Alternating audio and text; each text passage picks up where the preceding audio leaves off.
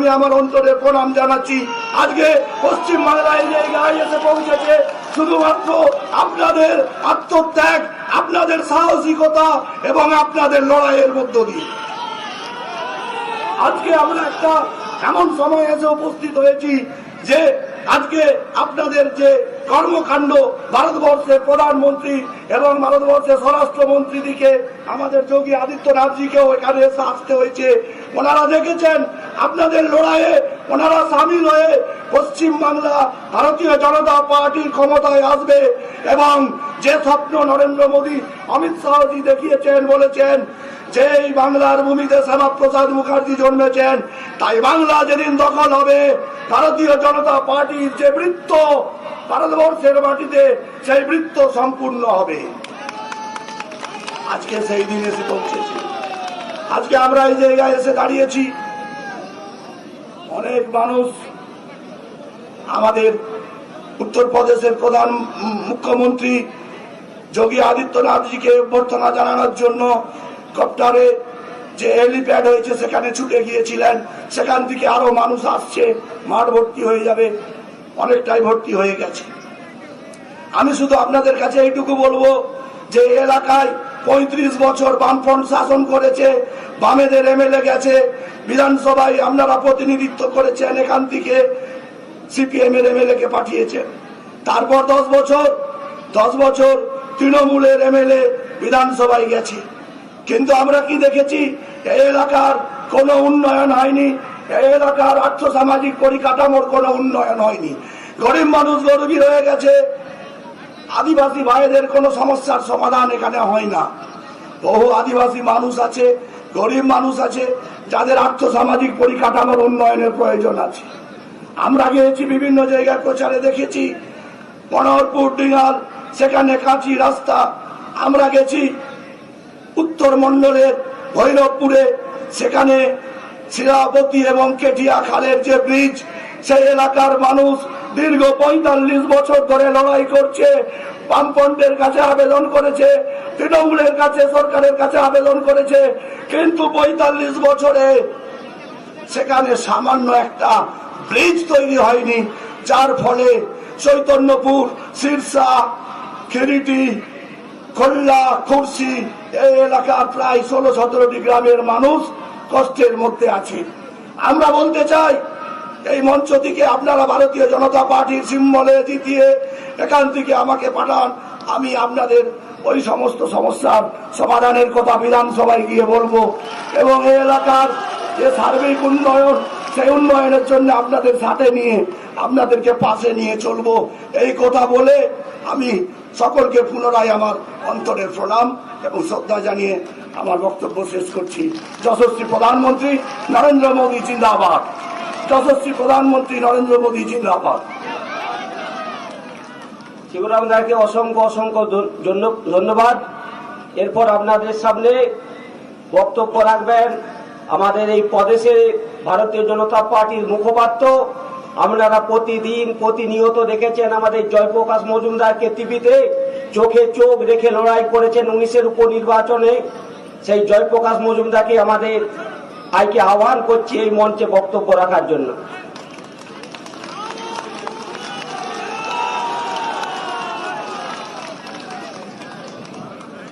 বলুন, ভারত মাতা কি। সবাই গলা মেলান আর জোরে, ভারত মাতা কি। জয় শ্রীরাম, জয় জয় শ্রীরাম। বিজেপি জিন্দাবাদ, জেপি নড্ডা জিন্দাবাদ, নরেন্দ্র মোদী জিন্দাবাদ, যোগী জি জিন্দাবাদ। বন্ধু, সময় এসে গেছে, এবার তৃণমূলকে তাড়ানোর সময়, সোনার বাংলা গড়ার সময়, ভাইপো পিসি রাজ তাড়ানোর সময়, নতুন বাংলা গড়ার সময়। বন্ধু, এই চন্দ্রকোনা বিধানসভা বহুদিনকার পুরনো জায়গা চন্দ্রকোনা, বহু ইতিহাস জড়ানো চন্দ্রকোনা। সেই চন্দ্রকোনা আবার নতুন ইতিহাস করবে।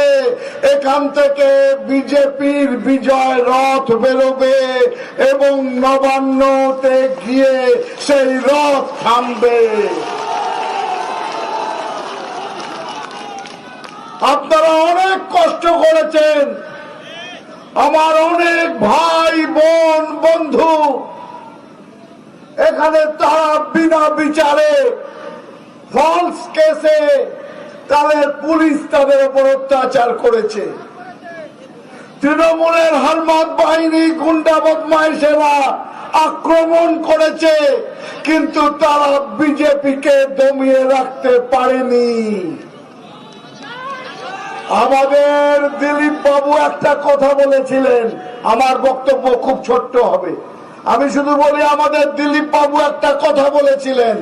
বন্ধু, আমাদের মাননীয় সভাপতি সামনে থেকে যিনি লড়ছেন, তিনি বলেছিলেন তৃণমূলের গুন্ডাদের কিংবা এক শ্রেণীর পুলিশদের যে আপনারা মারছেন মারুন, কিন্তু ততখানি মারুন যতখানি সুদে আসলে ফেরত গেলে সহ্য করতে পারেন।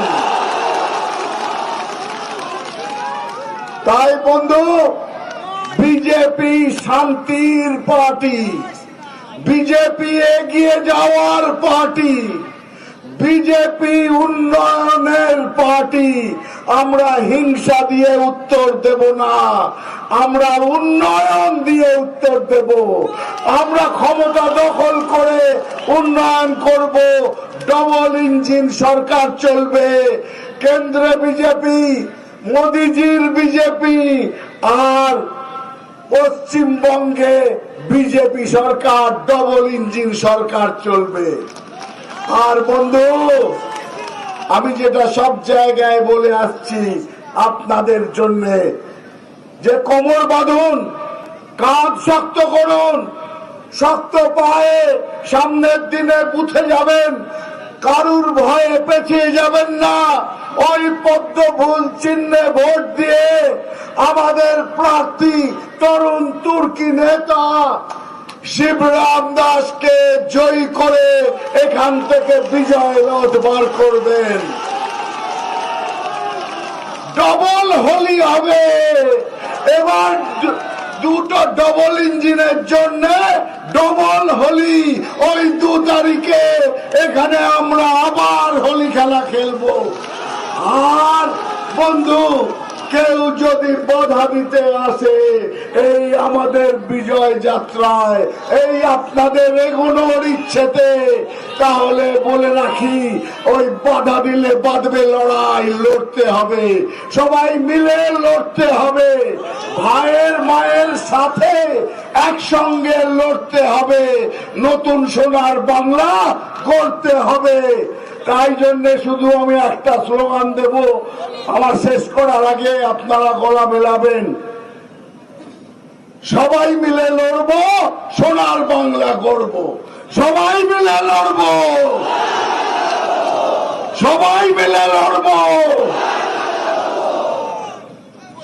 সবাই মিলে লড়বো, শিবরামকে জেতাবো, সবাই মিলে লড়বো।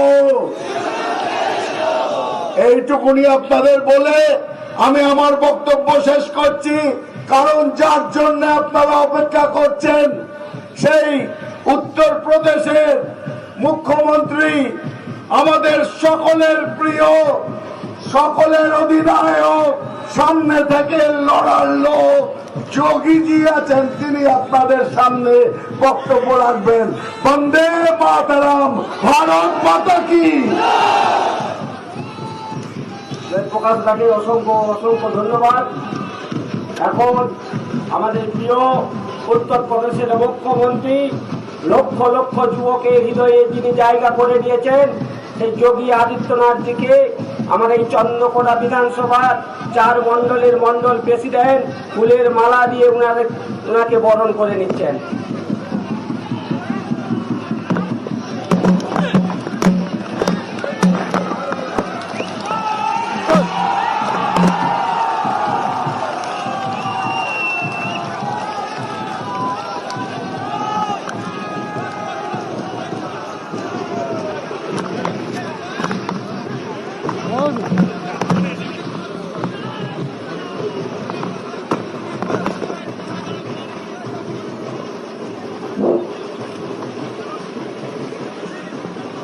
চন্দ্রকোনা এই যে সংগ্রাম সংঘ ময়দান, এই ময়দান আপনাদেরকে বার্তা দিচ্ছে চন্দ্রকোনা বিধানসভায় যে পদ্মপুর ঘুরতে চলেছে, এই কখন উদ্যোগে উপেক্ষা করে হাজার হাজার মানুষের যে সমাগম, এই সমাগম জানিয়ে দিচ্ছে এই চন্দ্রকোনায় পদ্মপুর ফোটা কেবল শহরের অপেক্ষা।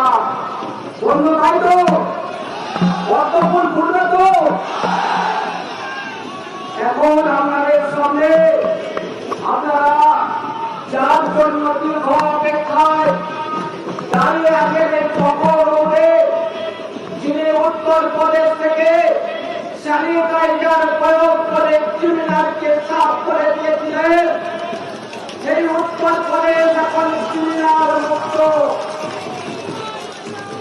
যিনি উত্তরপ্রদেশের লাখো লাখো যুবকের মনের মনসায় জায়গা দিয়েছে, যিনি দীর্ঘ 400 বছরের অপেক্ষার অবসান ঘটিয়ে রাম মন্দির আপনাদেরকে উপহার দিয়েছে,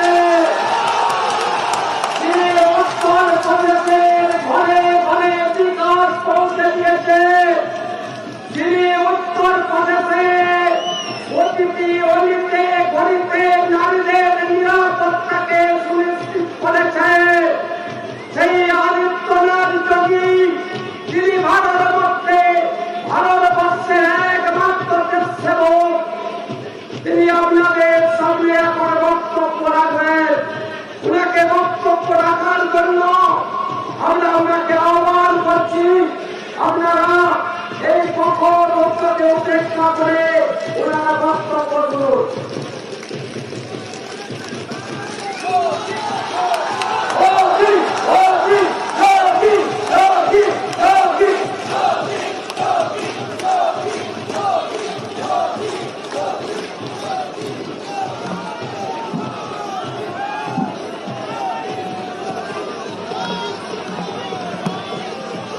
भारत माता की, भारत माता की, भारत माता की, वंदे वंदे वंदे।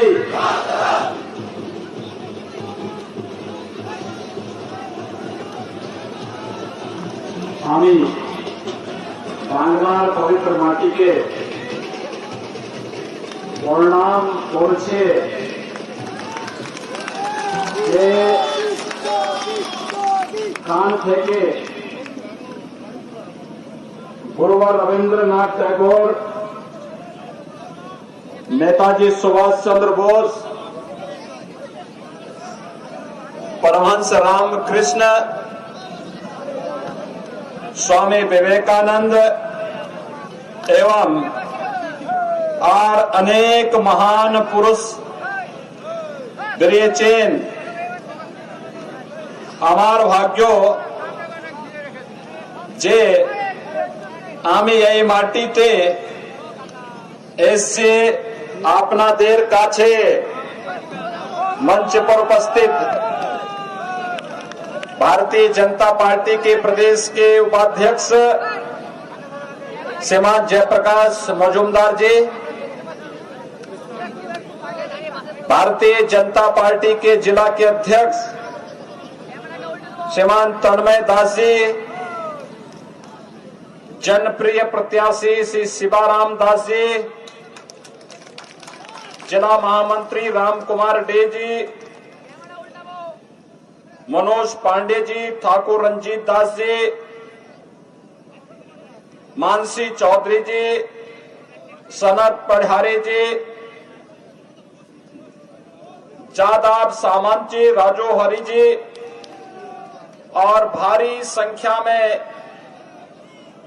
यहां पर उपस्थित भारतीय जनता पार्टी को अपना आशीर्वाद देने के लिए उपस्थित पश्चिमी मेदिनीपुर विधानसभा क्षेत्र से जुड़े हुए सभी भाइयों बहनों, मैं मर्यादा पुरुषोत्तम भगवान श्री राम और भगवान श्री कृष्ण की भूमि से परमहंस राम कृष्ण की इस पावन भूमि पे आया हूं। बंगाल की इस धरती को मैं कोटि कोटि नमन करते हुए आप सबका हृदय से अभिनंदन करता हूं।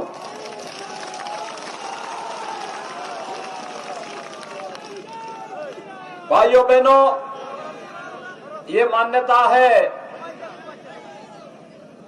कि वैष्णव भक्ति से बंगाल की धरती को सरोवर करने वाले चैतन्य महाप्रभु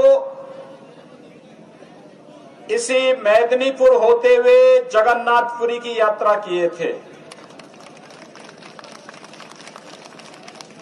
बंगाल की धरती प्रेरणा की धरती है।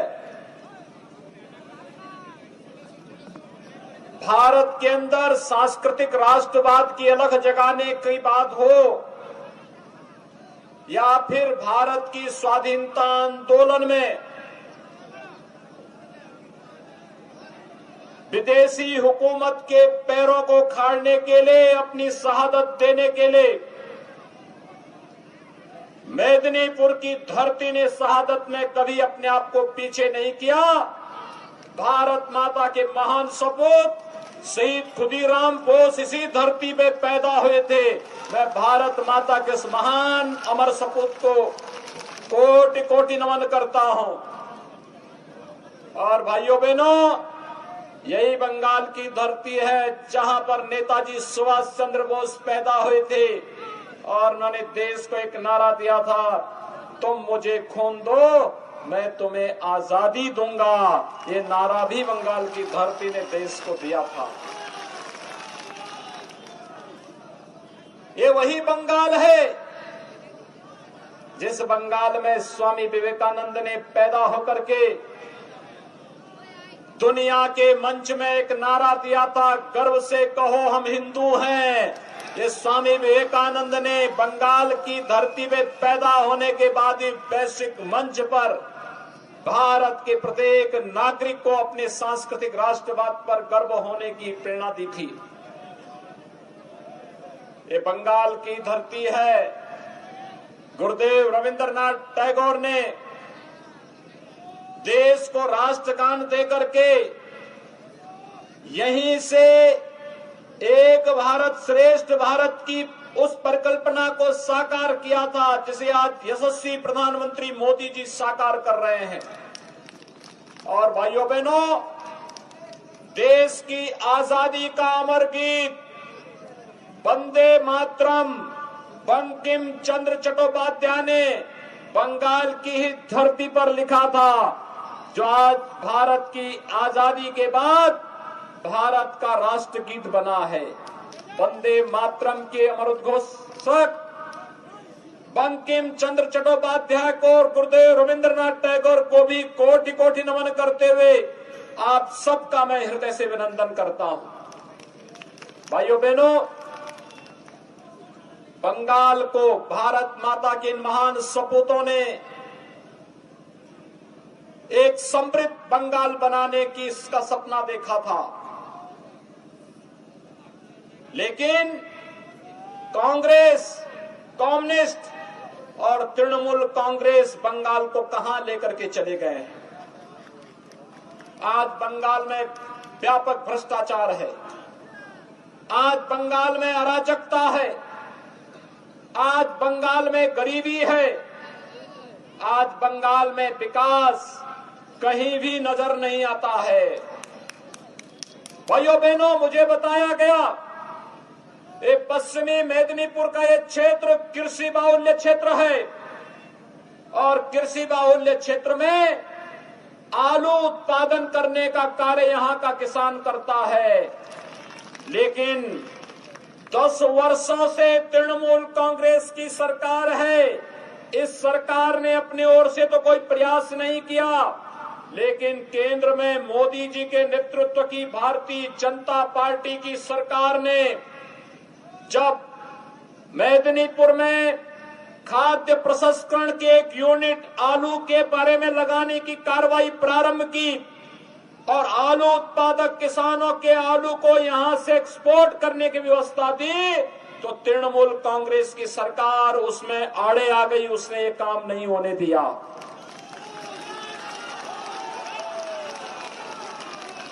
दस वर्षों से तृणमूल कांग्रेस की सरकार बंगाल में है, लेकिन भाइयों बहनों, बंगाल की बदहाली को, बंगाल की गरीबी को दूर नहीं कर पाई।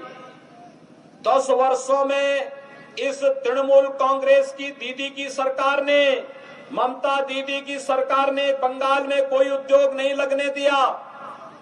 उद्योग नहीं लगेंगे तो विकास नहीं होगा, नौजवानों को रोजगार और नौकरी नहीं मिलेगी। उन्होंने नहीं लगने दिया, जो उद्योग थे उनको बंद करवा दिया।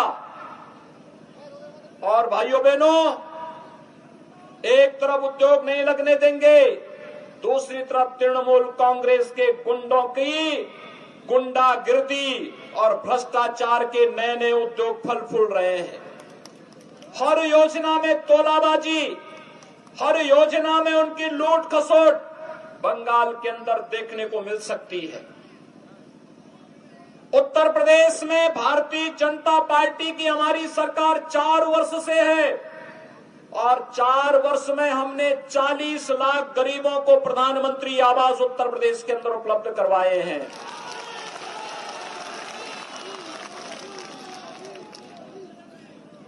एक करोड़ 38 लाख गरीबों को निःशुल्क विद्युत के कनेक्शन उपलब्ध करवाए हैं। 2 करोड़ 62 लाख गरीबों को एक शौचालय उपलब्ध करवाया है। 6 करोड़ गरीबों को आयुष्मान भारत में 5 लाख रुपए की निःशुल्क स्वास्थ्य बीमा का कवर दिलाया है। और भाइयों बहनों, 2 करोड़ 42 लाख किसानों को 6,000 रुपए सालाना के हिसाब से फरवरी 2019 से पैसा देना प्रारंभ किया और अब तक 28,000 करोड़ रुपए उत्तर प्रदेश के किसानों के खाते में जा चुके हैं।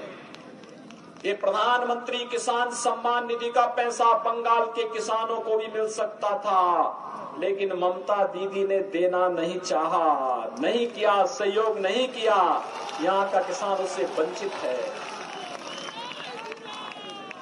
ममता दीदी का विकास तो अजीब सा है।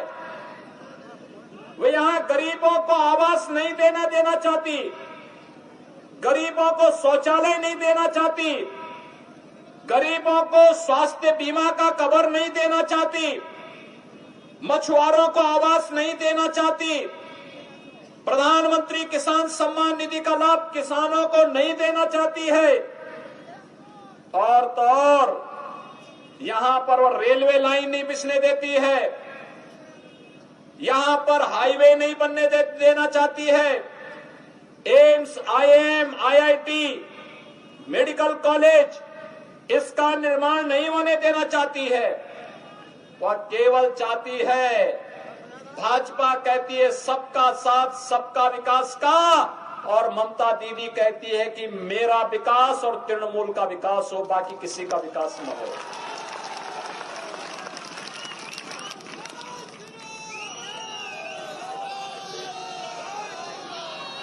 भाइयों बहनों,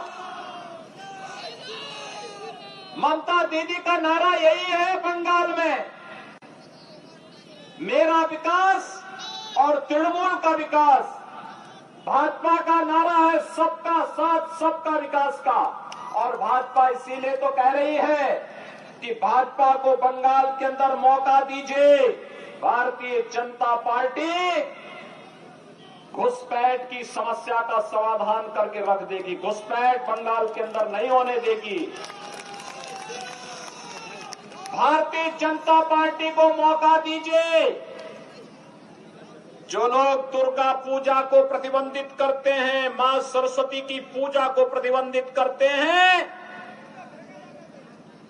वे लोग बंगाल की धरती में टिक नहीं पाएंगे। ममता दीदी तो पहले जय श्री राम को प्रतिबंधित करने का प्रयास की, लेकिन मैं आपका अभिनंदन करूंगा कि आप सबने जय श्री राम का नारा ही हर जवान से निकलना लग गया है। मैं हर यहाँ के नौजवान के मुंह से, हर बुजुर्ग के मुंह से, हर माता और बहन के मुंह से जय श्री राम का नारा इस समय सुन रहा हूं। यही तो राम की महत्ता है।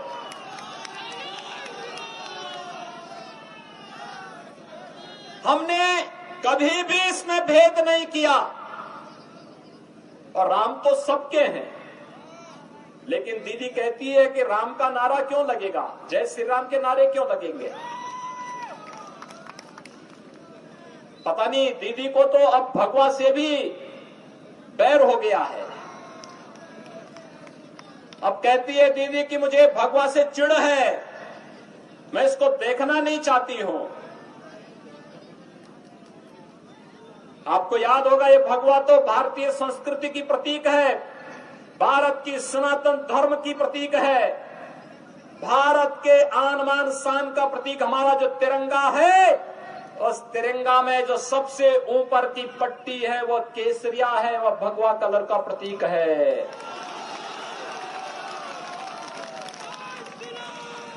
यही बंगाल की धरती है, रामकृष्ण परमहंस और स्वामी विवेकानंद की धरती है। स्वामी प्रणवानंद ने इसी धरती से उद्घोष करके भारत के सनातन हिंदू धर्म की रक्षा का आह्वान प्रत्येक भारतवासी से किया था। और भाइयों बहनों, यही बंगाल की धरती है। आज ममता दीदी पहले जय श्री राम पे रोक लगाती है, फिर भगवा कपड़े से चिढ़ती है, और अब तो कहती है कि दुर्गा पूजा भी नहीं होने देंगे। मुझे याद है 2 वर्ष पहले उन्होंने दुर्गा पूजा को रोकने का प्रयास किया था। उत्तर प्रदेश में भी एक साथ दुर्गा पूजा की अष्टमी की तिथि और मुहर्रम की तिथि पड़ी थी। उत्तर प्रदेश में मैंने इस बारे में कहा था, मैंने कहा दुर्गा पूजा होगी और दुर्गा पूजा को रोकेंगे नहीं। जगह जगह दुर्गा जी के पंडाल लगाए गए, पूजा हर जगह हुई थी। और फिर कोलकाता हाई कोर्ट को कहना पड़ा था कि अगर उत्तर प्रदेश में दुर्गा पूजा हो सकती है तो बंगाल में क्यों नहीं हो सकती है।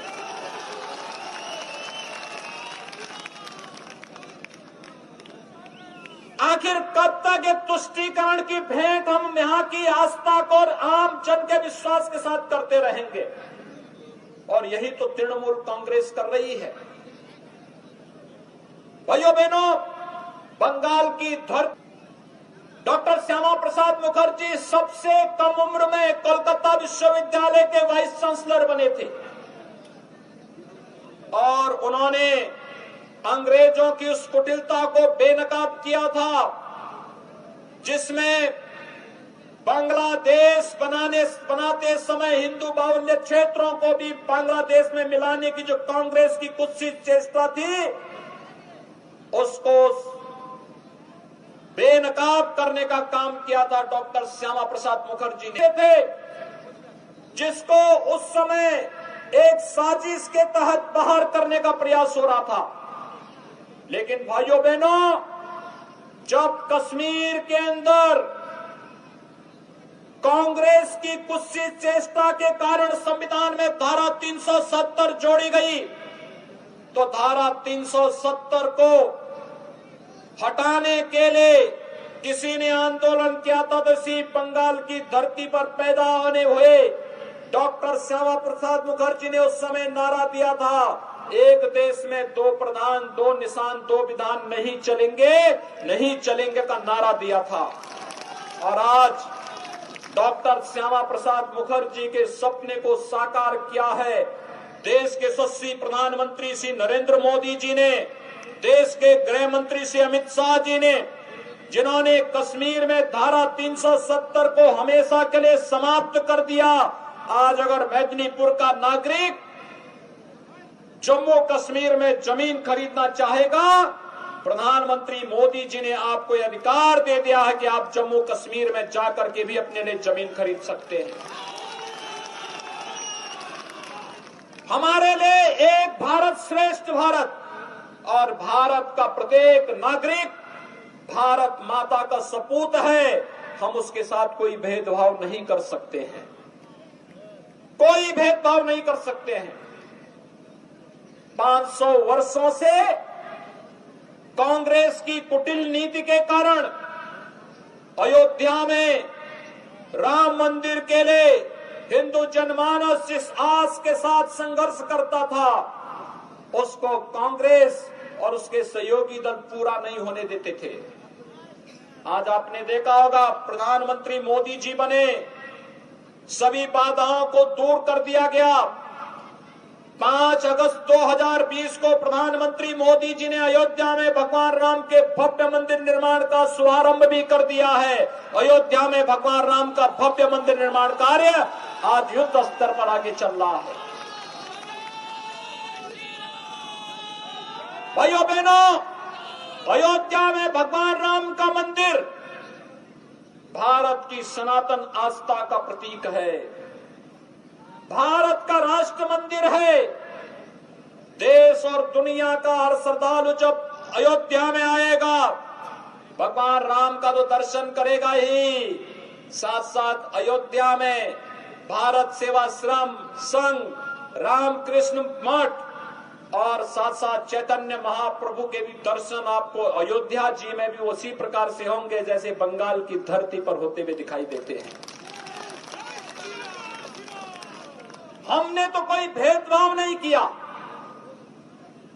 बंगाल की धरती पर स्वामी विवेकानंद पैदा हुए, लेकिन राष्ट्रीय स्वयंसेवक संघ के एक प्रचारक ने स्वामी विवेकानंद की शिला स्मारक का निर्माण कन्याकुमारी में करने का कार्य किया था। कन्याकुमारी तमिलनाडु में है, आप जाइए, आज वहां का एक प्रमुख पर्यटन केंद्र के रूप में, प्रेरणा केंद्र के रूप में विवेकानंद शिला कन्याकुमारी के अंदर बनी हुई है।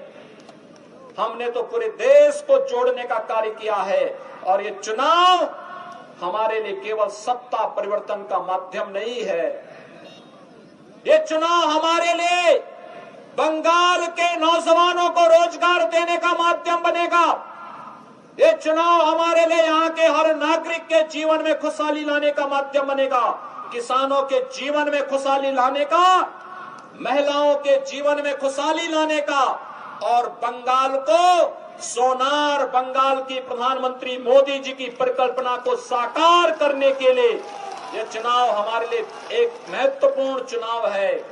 बंगाल की अस्मिता, बंगाल के समृद्ध बंगाल के रूप में, सोनार बंगाल के रूप में बंगाल को आगे बढ़ाने का एक अभियान है और उस अभियान में आप सबको सहभागी बनाने के लिए आज हम सब आपके बीच में आए हैं। मैं आप सबसे अपील करूंगा, भारतीय जनता पार्टी ने श्री शिवाराम दास को अपना प्रत्याशी बनाया है। भाइयों बहनों, श्री शिवाराम दास के समर्थन में आप सभी लोग हैं, सभी लोग हैं। Shivaram Subscribe to our channel by clicking the subscribe button. Click the bell button and enjoy the latest uploads from our channel.